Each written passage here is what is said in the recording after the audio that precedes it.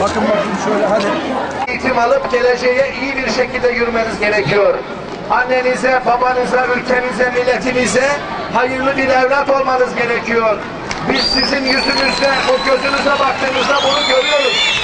Dolayısıyla sizlere ne kadar gayret etsek, fedakarlık yapsak azdır diye düşünüyoruz. Sizin iyi olmanız, sevgili öğrenciler, sizlerin iyi olması bizlerin iyi olmamızdır. Onun için sizlerin iyi olması için bu güzel projelerle birlikte hareket ediyoruz. Dolayısıyla evet, okullardaki sevginin yeşermesi için oluşturulan bu güzel projenin ayağa kalkmasında önderlik eden başta ilçe kaymakamımız, vali yardımcımız Cemal Bey olmak üzere Milli Eğitim Müdürümüze, Gençlik Hizmetleri Spor İl Müdürlüğümüze, ilçede bu konuda katkı sağlayan her bir arkadaşımıza, okullarımıza, yöneticilerimize ve bu projeden yararlanan tüm sevgili öğrencilerimize ve sizlere teşekkür ediyorum. İyi ki varsınız, iyi ki bu proje içerisinde yer alıyorsunuz. Sevgili çocuklar, şüphesiz ki biz geçmişi de iyi yöneteceğiz, geleceği de iyi yöneteceğiz, değişimi de iyi yöneteceğiz.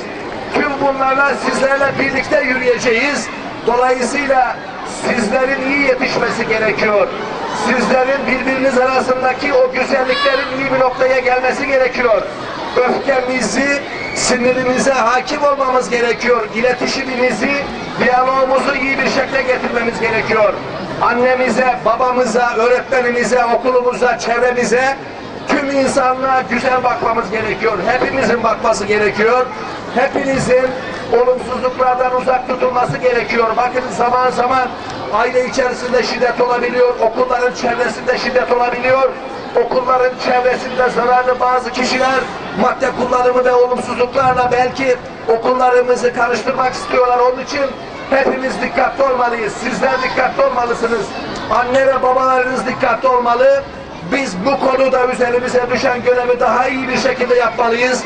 Dolayısıyla sizlerden şu anda istediğimiz sadece derslerinize çalışmanız, anne babanıza, okulunuza güven duymanız ve bu güzellikler içerisinde kendinizi yetiştirmenizdir.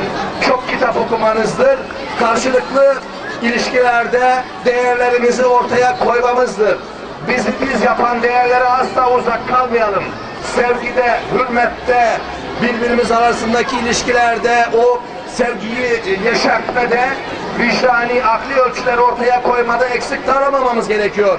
Öğretmenlerimizin güzel yönlendirmelerine tabi olup öğretmenlerimizi sevmemiz gerekiyor. Okulumuzu sevmemiz gerekiyor.